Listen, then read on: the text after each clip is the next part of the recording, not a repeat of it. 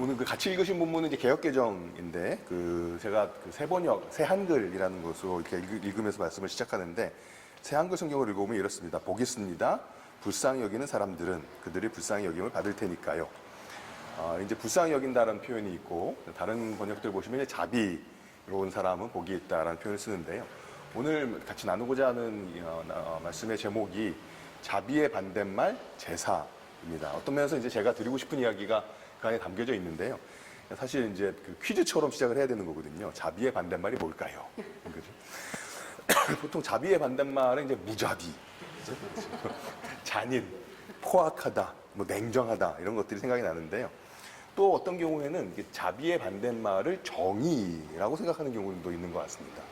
왜냐하면 이제 정의롭게 다루자면 벌을 받아야 하는 사람에게 벌을 내리지 않는 것이 자비를 베푸는 것이다 라고 생각할 때 정의와 자비를 이렇게 대조하기도 하는 것 같습니다. 근데 저는 이제 이 말씀 묵상하고 자비와 관련된 여러 말씀들을 생각하면서 자비의 반대는 제사라고 생각하게 되었는데요. 왜 그런 생각을 하는지 또 그리고 그것에 저희가 좀 생각해 볼 수 있는 것들이 무엇이 있는지 좀 나눠보도록 하겠습니다. 아까 말씀드렸던 것처럼 다양한 번역들이 있는데 저희가 개역에서 긍휼히 여기다라는 표현이 어디서는 불쌍히 여기다, 또 다른 번역들은 이제 자비라는 표현을 굉장히 많이 사용하고 있는데요.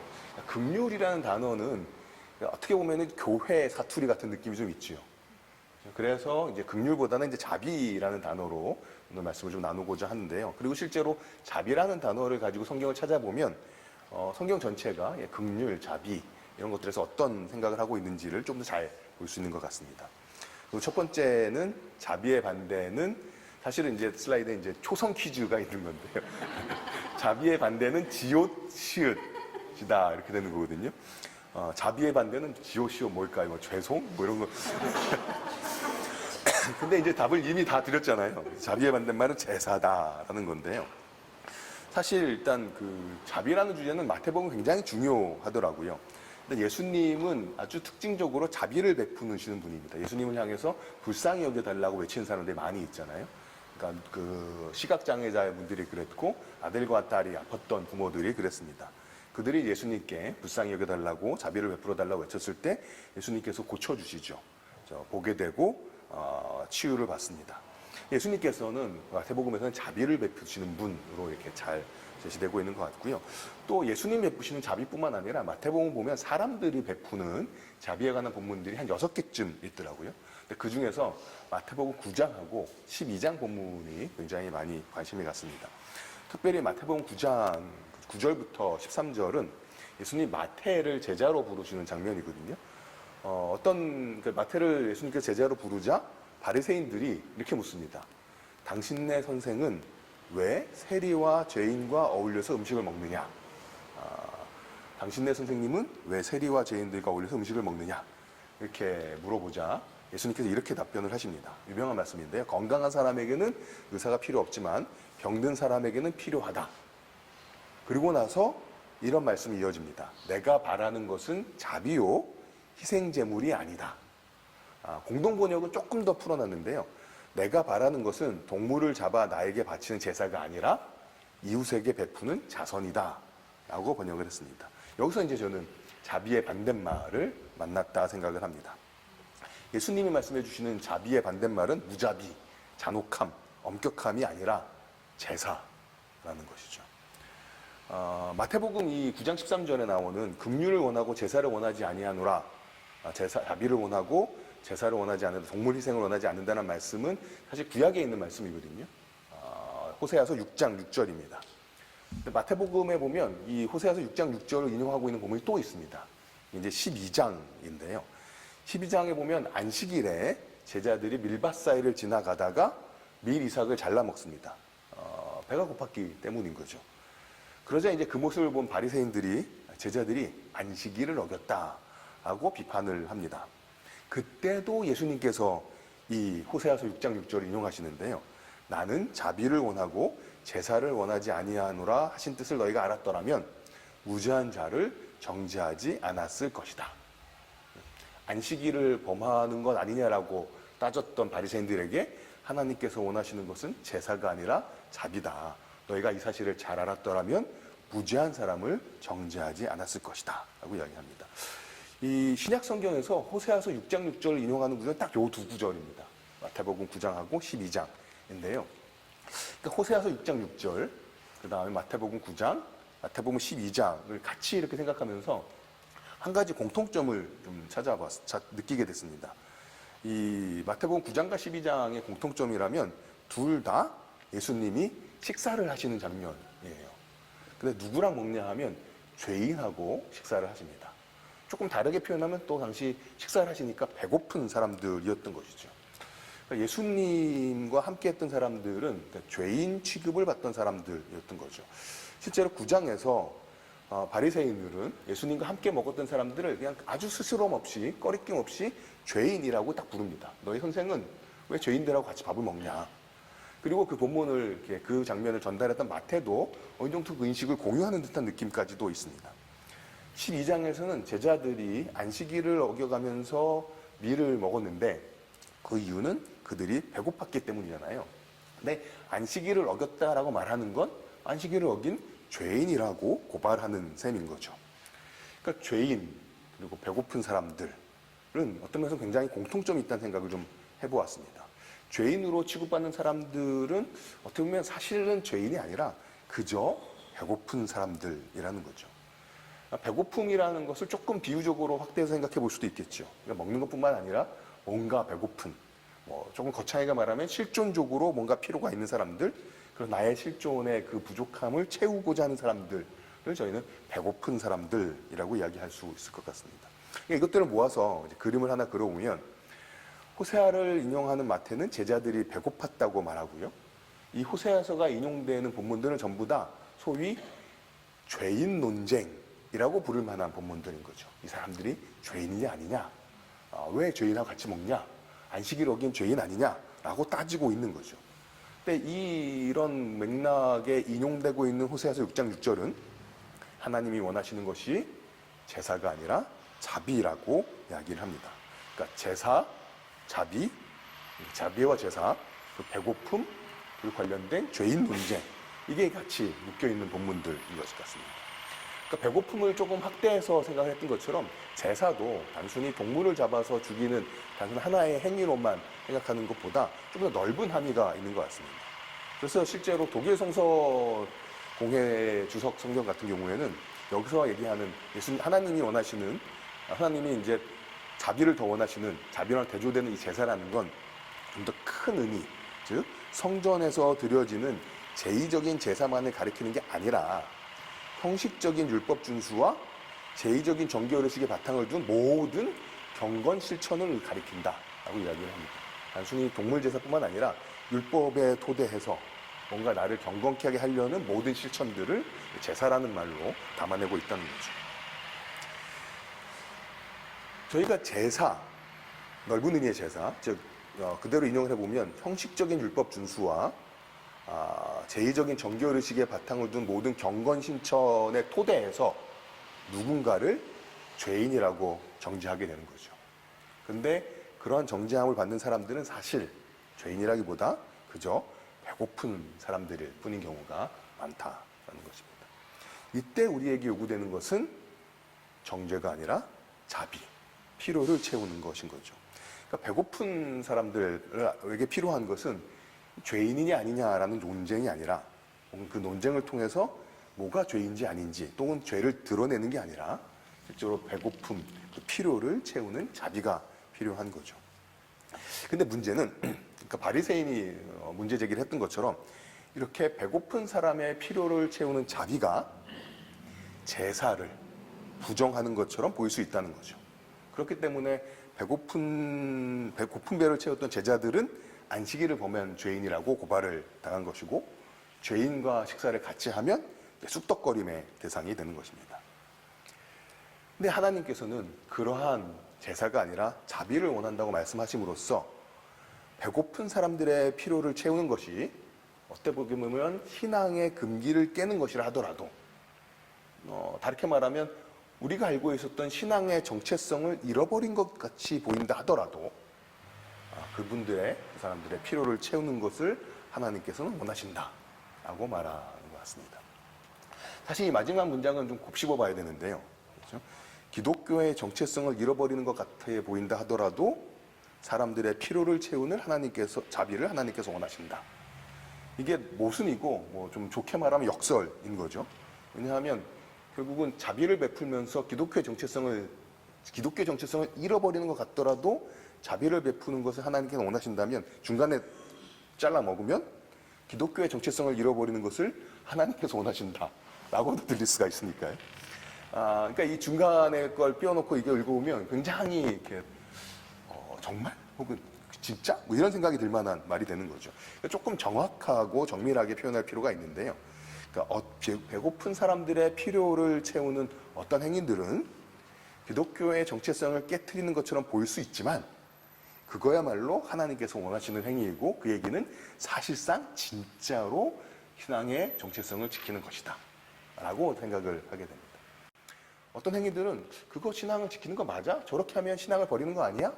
라고 느껴질 수 있겠지만 그 행위가 사람들에게 자비를 베푸는 행위라면 사실상 그거야말로 진짜 우리의 신앙의 정체성을 보여주는 행위다라는 것이죠. 우리는 제사는 제가 넓은 의미로 말씀드리는 건지 계속 이해하시죠? 제사가 신앙을 지키는 것 같지만 사실 신앙을 지키는 하나님의 방식은 자비인 거죠.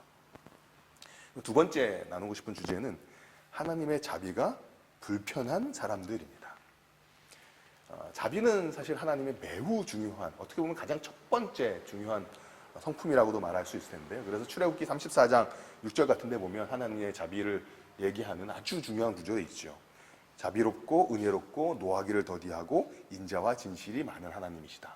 물론 그 다음 구절은 고민할 것이 있긴 있습니다만 제가 시간상 잘라버렸고요. 자비롭고 은혜롭고 노하기를 더디하고 인자와 진실이 많은 하나님. 이게 그야말로 하나님의 가장 중요한 성품일 것입니다. 오카는 목사님은 이 하나님의 긍휼 자비를 이렇게 표현하시더라고요. 흘러넘치는 사랑을 주체하지 못하시는 하나님께서 한없이 약하고, 그 다음에 더 이렇게 운이 빡 하는데요. 한없이 약하고 한없이 악한 사람들을 대할 때 보여주시는 태도. 약한 사람뿐만 아니라 한없이 악한 사람들을 대할 때 흘러넘치는 사랑을 주체하지 못하신 하나님께서 보여주시는 태도가 하나님의 긍휼, 자비다라는 것이죠. 지금 제가 이제 자비가 얼마나 성경에서 중요한 덕인지 하나님의 성품인지를 이야기 나누는 건데요. 구약에서 그런 고백이 있다면 신약의 여러 편지들은 인사를 할 때 은혜와 평안을 이야기를 하죠. 여기서 이제 약간 제 개인적인 얘기를 할까 말까 고민하다 얘기를 하면 은혜와 평안은 저희 아이들의 이름에 이렇게 들어가 있는 거거든요. 유은이가 은자가 은혜고 첫째 이름이 유은이거든요. 둘째 이름이 이안이라서 안이 평안의 안이거든요. 그래서 은혜와 평안인데요. 이게 서신에서 은혜와 평안을 비는 게 아주 전형적인 인사말입니다. 그런데 어떤 서신들에는요, 거기에 자비가 추가되어 있는 경우들이 있습니다. 그래서 은혜와 자비와 평화를 빈다. 자비와 평화와 사랑을 빈다. 하는 거죠. 그러면서 은혜와 평안만큼 하나님의 자비는 매우 매우 중요한 주제이고 하나님의 성품입니다. 그런데 이 하나님의 자비가 불편한 사람들이 있는 거죠. 왜냐하면 아까 오카는 목사님의 표현대로 하나님의 넘치는 사랑이 한없이 약한 사람들에게만 흘러가는 게 아니라 한없이 악한 사람에게도 흘러가기 때문입니다. 하나님은 악한 사람들에게도 자비를 베푸시는 거죠. 근데 이 사실을 저희가 놓치면 하나님의 자비가 불편해집니다. 대표적인 사람은 구약에서는 요나입니다. 악한 니느웨인데요. 니느웨는 악하거든요. 근데 그 악한 니느웨에 하나님의 말씀을 선포하라는 부르심을 받습니다. 이건 말이 안 되기 때문에 그래서 도망가지요. 폭풍우를 만납니다. 바다에 던져집니다. 근데 바다에 던져져서 큰 물고기에 먹힌 게 요나에게는 구원과 같은 경험이었어요. 그래서 그 깊은 바다 속에서 이렇게 기도합니다. 나는 감사하는 목소리로 주께 제사를 드리며 나의 서원을 주께 갚겠나이다. 구원을 여호와께 속하였나이다 하니라. 이렇게 자기에게 베풀어 주신 하나님의 자비에 요나는 감사합니다. 그런데 그는 하나님께서 니느웨에 자비를 베푸시는 것은 정말 못마땅했던 거죠. 그래서 4장을 보시면 화를 냅니다. 그리고 불평을 해요. 그러면서 자기의 불평의 이유를 설명할 때 아까 말씀드렸던 출애굽기 34장 6절을 인용합니다. 주께서는 은혜로우시며 자비로우시며 노하기를 더디하시며 인애가 크시사 뜻을 돌이켜 재앙을 내리지 아니하시는 하나님인 줄을 내가 알았음이니라. 그래서 내가 안 가려고 했던 거 아니냐라는 것이죠. 내가 가서 조금이라도 니느웨 사람들에게 하나님에 대해서 이야기하면, 그래서 니느웨 사람들이 조금이라도 돌이키면 이 자비가 흘러넘친 하나님께서는 그들을 용서해 주실 텐데 그런 일이 벌어지는 건 내가 너무너무 싫거든요. 그래서 내가 안 간 거 아닙니까? 라고 요나가 이야기를 하죠. 이렇게 화를 내면서 요나는 차라리 죽여달라고까지 이야기를 합니다. 자기에게 베풀어지는 자비에게는 깊은 감사를 드렸지만 자기가 싫어하는 사람들에게 베풀어지는 하나님의 자비는 정말 죽은 만큼 싫었습니다. 4장 보시면 하나님께서는 이 자신의 자비가 어떠한지, 또 그 자비를 대한 요나의 태도가 어떠한지를 다시금 알려주시는데요. 니느웨를 요나가 빠져나옵니다. 그리고 이 성읍이 어떻게 되는지 구경하기 위해서 초막을 짓고 그늘 아래 앉습니다. 근데 이때 하나님께서는 요나에게 박넝쿨을 주셔서 시원한 그늘을 주시는 거죠. 요나의 기분이 매우 좋았습니다. 근데 순간 하나님께서 그 박넝쿨을 벌레로 갉아먹게 하시고 뜨거운 열풍이 불어오자 요나는 기절할 지경이 됩니다. 그러자 또 화를 내는 거죠. 그러면서 차라리 죽는 게 낫겠다라고 또 얘기합니다. 요나가 또 화를 내자 하나님이 묻습니다. 그렇죠? 네가 지금 화를 내는 게 옳으냐? 그러자 요나는 이렇게 대답합니다. 이게 세 번역인데요. 옳다뿐이겠습니까? 저는 화가 나서 죽겠습니다. 다른 사람들에게 베풀어졌던 하나님의 자비가 못마땅해서 화를 냈던 요나는 지금 자기에게 베풀어졌던 자비가 사라지자 또 화를 내는 거죠. 요나의 생각 속에서는요, 자비는 나만을 위해야 합니다. 다른 사람들, 또 특별히 자기가 보기에 악한 사람들에게 하나님의 자비가 베풀어지는 것은 있을 수 없는 일인 거죠. 그런 자비는 너무나 불편한 자비입니다. 요나, 구약에서는 요나가 이런 모습을 보였는데요. 신약에 보면 바리새인들이 그런 모습을 보여줍니다. 바리새인들은 12장에서 안식일에 밀을 까먹었던 예수님의 제자들이 불편했잖아요. 그러면서 안식일에 예수님께서는 죄를 사하십니다. 바리새인들 보기에 안식일, 제사를 무시하면서 이 율법과 자기네들의 경건을 추구했던 그 모든 삶의 방식들을 무시하면서 죄를 사하시는 예수님이 불안했던 거죠. 그 밀밥 까먹는 이야기가 끝나고 나서 12장 9절부터 14절에서는 역시 안식일에 예수님께서 손 마른 사람을 고쳐주십니다. 손 마른 사람을 고치는 일은 좋고 생명을 살리는 일인데 문제는 그게 안식일이었던 것이잖아요. 그러니까 안식일에 무엇인가를 한다는 것은 제사를 무시하는 거였던 거죠. 그러니까 이렇게 제사를 무시하고 자비를 베푸시는 예수님을 바리새인들이 어떻게 죽일까 의논하는 게 밀밭 사건 다음에 이어지는 말씀입니다. 마가복음, 평행본문인 마가복음 3장을 보면 이 예수님과 이 바리새인들의 대화가 아주 생생하게 더 있는데요. 이 사람들은 예수님이 손 마른 사람들을 고쳐주는지 안 주는지, 손 마른 사람을 고치는지 안 고치는지 이렇게 가만히 쳐다봅니다. 그렇죠? 그러자 예수님께서는 일어나라 이렇게 말씀하시거든요. 그리고서 사람들에게 묻습니다. 안식일에 선을 행하는 것과 악을 행하는 것, 생명을 구하는 것과 죽이는 것 중에서 옳은 것이 옳은지 물어보시는 거죠. 근데 이때 이 질문을 받았던 바리새인들이 그야말로 꿀먹은 벙어리가 됩니다. 아무 말도 안 하는 거죠. 아무 말도 안 하는 그들의 모습을 보고 예수님께서 화를 내시고 탄식하십니다. 바리새인들은 왜 이 질문에 아무 말도 못했을까요? 답을 알고 있었기 때문인 것 같습니다. 아무리 안식일을 하더라도 선을 행하는 것, 생명을 구하는 것이 더 중요하다는 것을 알고 있는 거죠. 그런데 그 대답을 못해요. 왜냐하면 그게 자신들의 제사를, 자신들의 율법과 자신들의 신앙의 체계를 또한 깨뜨리는 답이 되니까요. 그래서 생명이 중요하다는 것을 알면서도 차마 말을 하지 못하는 모습에 예수님께서는 화를 내시고 분노하시고 손 마른 사람을 고쳐주십니다. 이게 그야말로 바리새인들이 그 다음에 이 예수님을 어떻게 죽일까 의논하였다라고 이어집니다. 예수님이 위협적인 거죠. 불편한 거죠. 왜냐하면 자비를 위해서 제사를 무시하셨기 때문입니다. 왜 그렇게 불편했을까? 그리고 우리들은 그렇다면 하나님의 자비를 불편해할까라는 것이죠. 용서와 자비는 같이 가는데요. 70번씩 7번 용서라는 하나님의 무한한 용서의 자비가 우리들의 신앙체계를, 또 자신들의 신앙체계를 무너뜨리는 것 같을 때 하나님의 자비가 불편해집니다. 죄인들에게 자비가 베풀어져요. 나는 죄인이 되지 않고자 열심히 경건의 노력을 해왔거든요. 그런데 죄인에게 자비가 베풀어질 때 내가 열심히 살아왔던 경건의 모습이 무시당한다 생각하게 됩니다. 그럴 때 우리 하나님의 자비가 불편해집니다. 심지어는 분노하기도 하는 거죠. 내가 받는 자비는 감격이고 감사이지만 다른 사람에게 주어지는 자비는 불손하고 불편합니다. 죄인에게 베풀어지는 자비는 정의를 무시하고 질서를 무너뜨리는 것 같아 불안합니다. 죄인은 정당한 벌을 받아야죠. 죄인에게 자비가 베풀어지는 건 질서가 무너지는 것 같아 불안해집니다. 심판으로 표현되는 정의가 자비를 무디게 하는 것 같아 할 때, 심판으로 표현되는 정의를, 그렇죠? 자비가 무디게 하는 것 같을 때면 불안해합니다.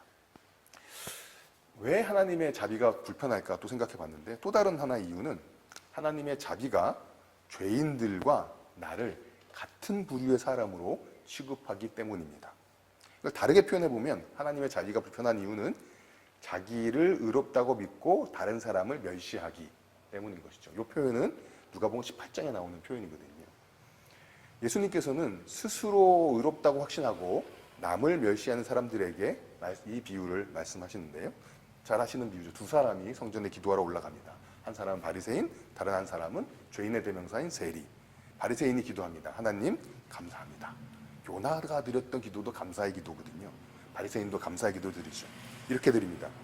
나는 남의 것을 빼앗는 자나 불의한 자나 간음하는 자와 같은 다른 사람들과 같지 않으며 더구나 이 세리와는 같지 않습니다.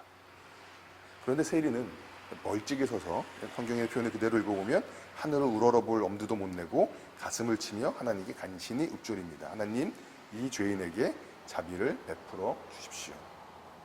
하나님의 자비가 늘 기쁜 것 같지만 사실 우리에게 많이 불편할 때가 있습니다. 그 이유는 하나님의 자비가 우리를 세리로 취급하는 것 같기 때문입니다. 우리가 스스로 의롭다고 확신하고 남을 멸시할 때 하나님의 자비는 무한한 불편으로 우리에게 다가옵니다.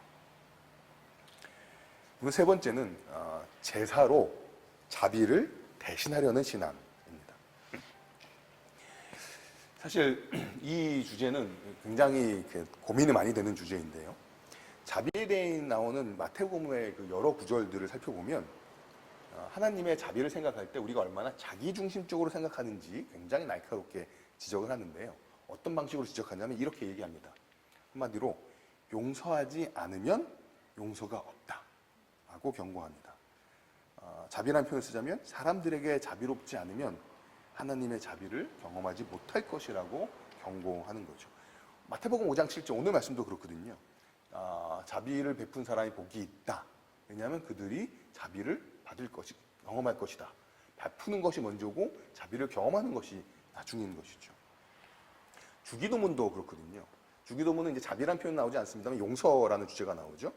우리가 우리에게 죄 지은 자를 사해 준 것 같이 우리의 죄를 사해 주옵소서.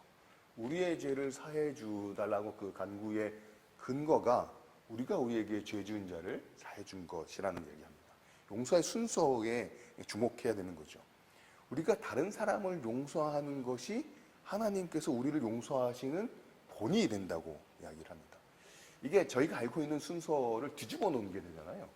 그러다 보니까 이 주기도문에서는 이 주기도문이 끝나고 나서도 14절과 15절 바로 이어지는 14절과 15절은 12절에 나왔던 그 용서의 순서를 혹시라도 놓쳤을까 봐 다시금 반복합니다. 너희가 아까 있었던 우리가 우리에게 죄진 죄를 사해 준 것 같이 우리의 죄를 사해 주옵시고 한번 말했는데 혹시라도 이 순서를 놓쳤을까 봐 다시 이런 말씀이 14절부터 나오는 거죠. 너희가 사람의 잘못을 용서하면 너희 하늘 아버지께서도 너희 잘못을 용서하시려니와 너희가 사람의 잘못을 용서하지 아니하면 너희 아버지께서도 너희 잘못을 용서하지 아니하시리라.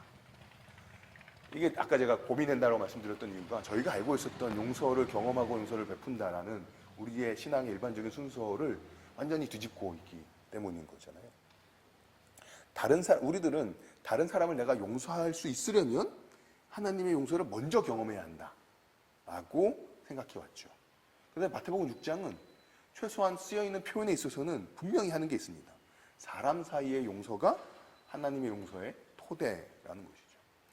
이게 마태복음 18장에서도 아주 드라마티가 극적으로 나타나는데요.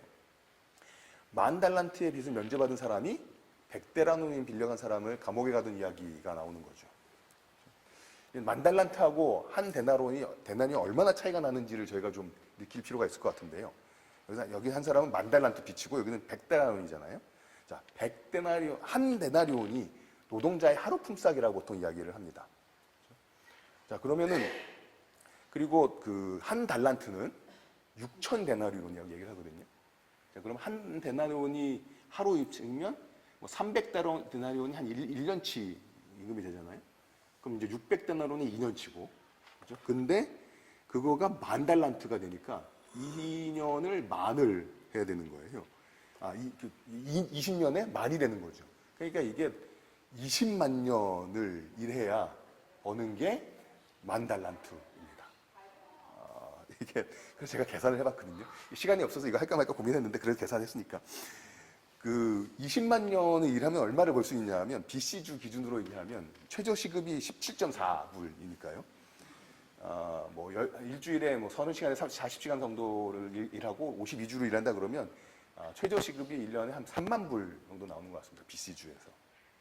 자, 그러면 이제 10,000달란트는 얼마가 되냐 하면 6조 원이 됩니다. 이게 느낌이 와야 되기 때문에 제가 부자들의 재산을 찾아봤는데요. 삼성전자 이재용 회장의 재산이 7조 원, 도널드 트럼프의 재산이 3조 원, 팀 쿡의 재산이 2조 원이라고 이렇게 통계가 나와 있더라고요. 그러니까 10,000달란트면 6조 원이니까요. 10,000달란트라는 빚은 팀 쿡도 도널드 트럼프도 못 갚는 금액인 거예요. 이재용 회장은 갚을지 모르겠습니다. 7조니까. 이걸 비율로 얘기하면 10,000달란트와 100데나리온은 10,000달란트의 0.00014%입니다. 근데 이제 워낙 이게 크다 보니까 사실 100데나리온도 아주 작은 금액은 아니에요. 그러니까 하루치 돈이 100데나리온이니까 이제 약 석 달치 월급이 되잖아요. 그러니까 한 830만 원 정도 되는 것 같습니다. 그러니까 이게 적은 돈은 아니니까 그냥 무시하기에는 좀 어려울 만한 금액이기는 합니다. 그러니까 이 830만 원, 100데나리온만 생각하면 감옥에 가두는 것이 조금 무자해 보이긴 하지만 뭐 납득이 될 만한 가격일 수도 있는 것 같고 금액일 것 같기도 합니다. 그런데 문제는 자기가 받았던 용서에 비하면 그야말로 초미세먼지보다도 적은 금액인 거죠. 자기가 받은 자비는 전혀 생각하지 않고 심지어 자기랑 같은 처지거든요. 종인데 자비를 전혀 베풀지 않는 종에게 주인이 이렇게 말합니다. 내가 너에게 자비를 베풀었던 것처럼 너도 내 동료에게 자비를 베풀었어야 할 것이 아니냐. 여기서는 우리가 아는 순서가 나오는 거죠. 하나님의 자비를 경험했으니까 자기가 경험한 자비를 다른 사람에게 베풀어야 한다. 근데 문제는 그 다음인 거죠. 자비를 베풀지 않으면 더 이상 하나님의 자비는 없다라는 것입니다. 이 이야기를 마치면서 예수님은 다시 한 번 더 너희가 진심으로 형제들을 서로 용서하지 않으면 하늘에 계신 내 아버지께서도 너희에게 이같이 하실 것이다. 이런 본문들은 공통점이 있습니다. 다른 사람을 용서하는 것이 하나님의 용서보다 앞서고 있습니다. 본문이 너무나 명확하게 말하는 순서거든요. 이렇게 이 순서를 강조하고 나면 불안해지죠. 용서하지 않으면 용서가 없다. 아무리 본문이 명확해도 순서가 어색하기만 합니다. 그래서 우리는 어떤 방식으로든지 간에 하나님의 용서가 더 앞에 있다라고 설명하려고 매우 애를 씁니다. 물론 이 10,000달란트 비유는 그것을 이야기해주고 있습니다. 하지만 동시에 여전히 저희가 베푸는 자비가 이어지는 하나님의 자비와 용서의 토대가 된다는 것은 본문에서 도망갈 수 없는 명확한 사실입니다. 자신이 입은 하나님의 자비에 어울리는 자비의 삶을 살지 않을 때 하나님의 자비가 거두어진다고 경고합니다. 하나님의 자비 가운데 머물려면 자비로운 삶을 살아야 하는 것이죠. 그런데 이게 어렵잖아요. 다른 사람들에게 자비를 베푸는 게 어렵다 보니 사람들이 택하는 다른 방법이 있습니다. 하나님의 자비 가운데 머물 수 있을 것 같은 또 다른 방법. 그것이 제사입니다. 사람들에게 자비를 베푸는 것이 불편하거나 불안할 때 우리는 하나님께 제사를 드림으로써 하나님의 자비를 입으려고 하는 거죠.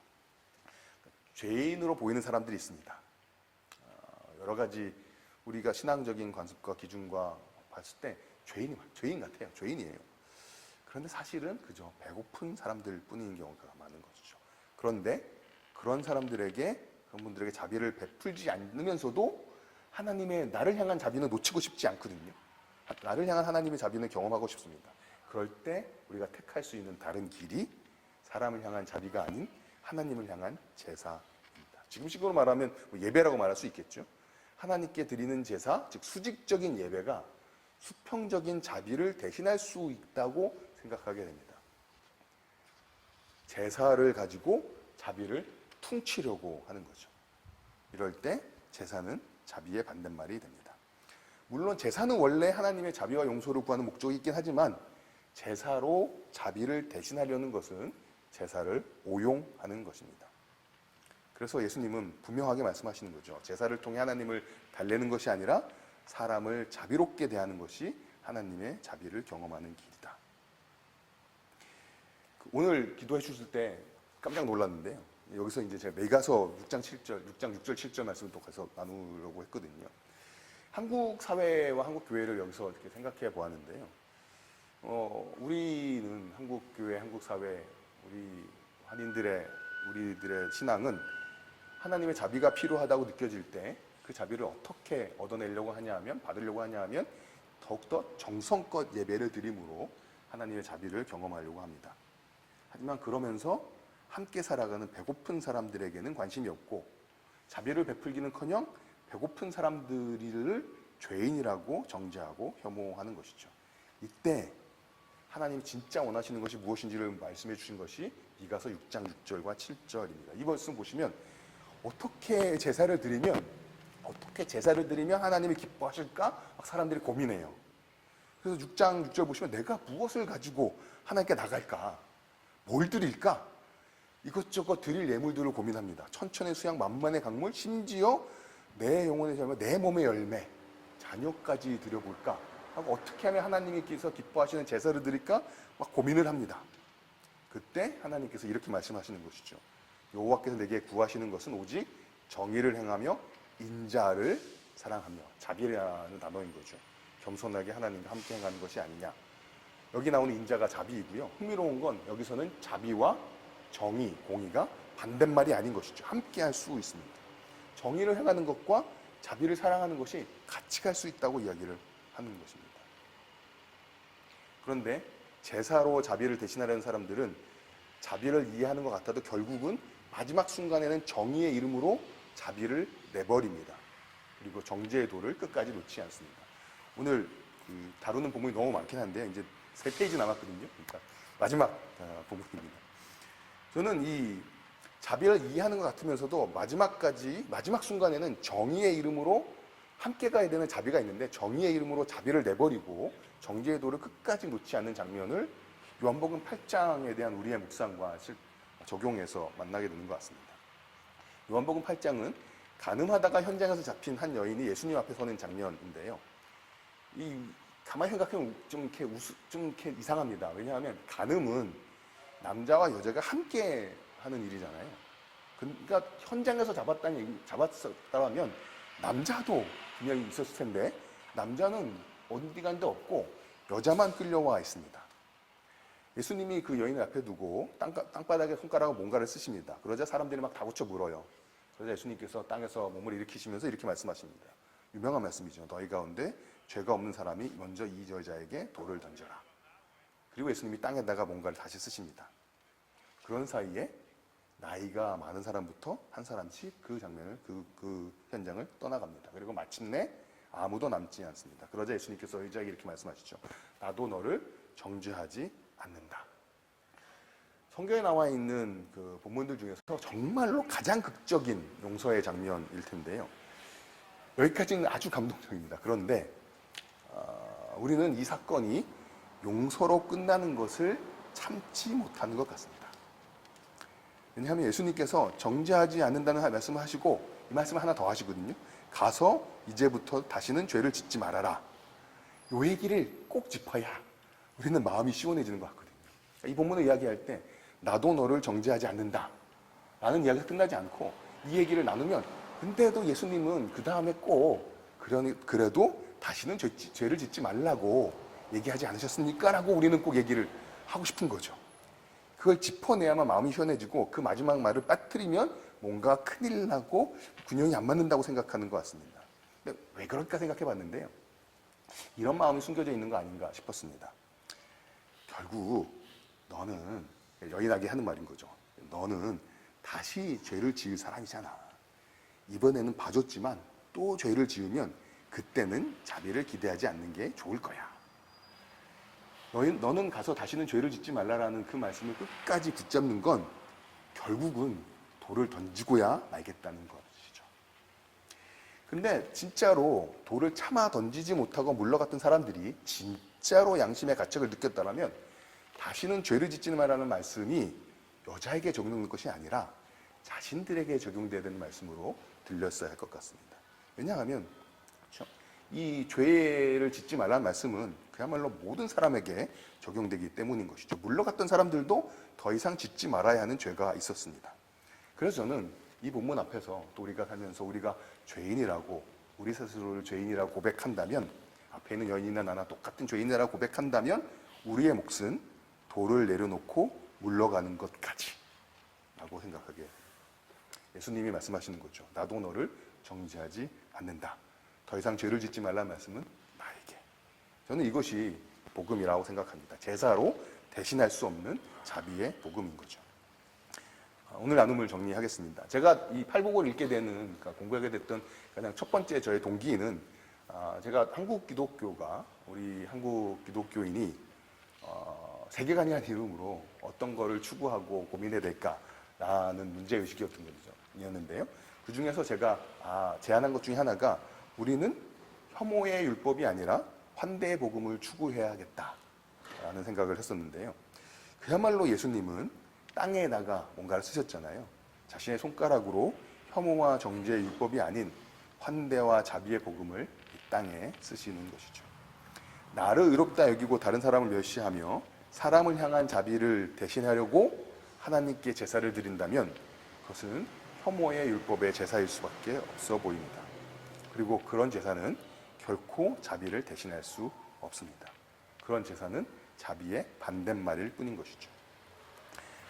예수님의 제자들이라면 그 제자들은 7번씩 7번씩 70번 용서가 필요하다는 것을 아는 사람들입니다. 그리고 그런 무한히 자비로운 용서가 우리에게도 필요하다는 것을 아는 사람들입니다. 그리고 예수님의 제자들은 무엇보다 10,000달란트, 7조의 빚을 면제해주는 자비를 경험한 사람들입니다. 이들은 6조였죠. 이들은 하나님을 향한 제사로 사람들을 향한 자비를 대신하지 않습니다. 하나님께 제사를 드리는 사람이 아니라 사람에게 자비를 베푸는 사람이 복이 있다고 마태복음 5장 7절은 이야기합니다. 그런 진정으로 하나님의 자비를 입는 복을 누리게 될 것이기 때문입니다. 저는 사람에게 자비를 베풀어 진정 하나님의 자비를 입는 복을 누리는 그 일이 사랑하는 주빌리 교회 모든 성도님들께 임하기를 진심으로 간구합니다. 제가 잠깐 기도하겠습니다.